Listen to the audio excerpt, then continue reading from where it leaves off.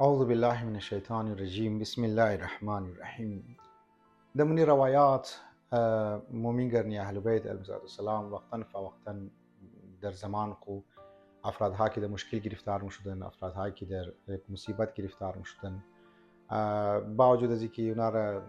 دعوت تفکر میدادن، دعوت پلنینگ میدادن، دعوت منصوبه بندی میدادن، دعوت مختلف فکرها کسی میدادن، لیکن ساتھ ساتھ گو وقتی تر میشه که انسان در یک بندی گلی گرفتار میشه یا انسان در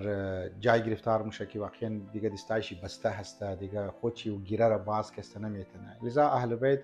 بعضی از دستورات را و بعضی از کارها را یا بعضی از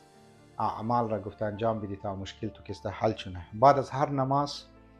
از نماز یا بعد از هر نماز اینی 4 چیز را کسته تو تلاوت چکن و اینی 4 چیز را تو انجام بدی و انشاءالله خدا کسته حاجت رو برآورده مونه. یک آیت 18 سوره آل عمران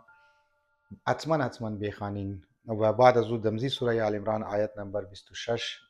را بخوانین و بعد از این آیت الکرسی را بخوانین و سوره حمد را بخوانین تا وللضالین که انشاءالله مشکلات شما حل میشه، دعاهای شما قبول میشه و